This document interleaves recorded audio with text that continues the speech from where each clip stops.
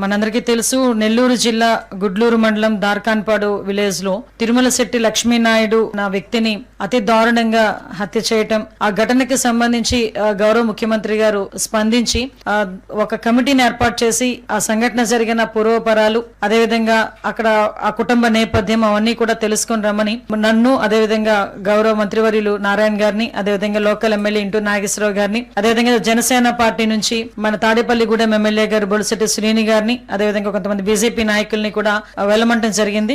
మేమందరం కూడా అక్కడికి వెళ్లి ఆ కుటుంబాన్ని పరామర్శించి ఆ కుటుంబ నేపథ్యం అంతా చూసి, అందులో ఆ సంఘటనలో గాయపడ్డ మిగతా ఇద్దరు భార్గవ్, పవన్ ని కూడా గుంటూరు హాస్పిటల్లో అక్కడ కూడా పరామర్శించి వాళ్ళందరితో కూడా మాట్లాడి రావడం జరిగింది. ఆ హత్యకి సంబంధించిన వివరాలు మనం అబ్జర్వ్ చేసుకుంటే ఓవరాల్ గా ఇది కేవలం ఒక వ్యక్తిగత వ్యవహారాలు, అదేవిధంగా ఒక ఆర్థిక లావాదేవీల కారణంగానే ఈ హత్య నేపథ్యం కనిపిస్తా ఉంది. ఎందుకంటే ఎవరైతే అక్యూజ్డ్ ఉన్నారో, నిందితుడు ఉన్నాడో అతను హరిశ్చంద్ర ప్రసాద్, అతను అదేవిధంగా తిరుమల శెట్టి లక్ష్మీనాయుడు, అదే వాళ్ళిద్దరూ కూడా చాలా క్లోజ్ ఫ్రెండ్స్. వాళ్ళిద్దరూ కూడా కలిసి వ్యాపారాలు చేసుకునే వ్యక్తులు.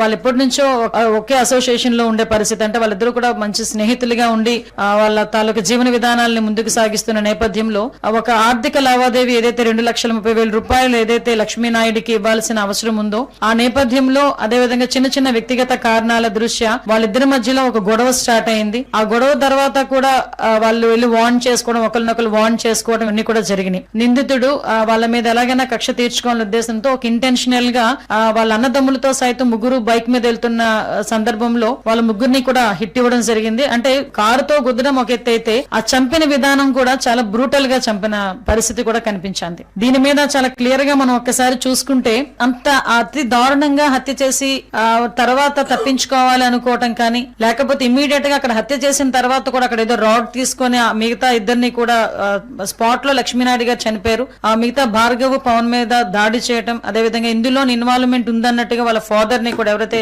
నిందితుడున్నాడో నిందితు తారీఖు తండ్రిని కూడా ఇందులోని వాళ్ళు చేర్చడం కూడా జరిగింది. ఇమీడియట్ గా నెల్లూరు ఎస్పీ గారు కూడా నిందితుల్ని పట్టుకొని రిమాండ్ కి కూడా పంపించడం జరిగింది. అదే కాకుండా వాళ్ళ తాలూకా ఆస్తులు కూడా కనుక్కొని ఆస్తులను కూడా జప్తు చేయడం కూడా జరిగింది. అంటే విషయం ఏంటంటే ఇక్కడ ఇమీడియట్ గా పోలీస్ యాక్షన్ తీసుకున్నారు. ఇమీడియట్ గా పోలీస్ కూడా రిమాండ్ కి పంపించారు.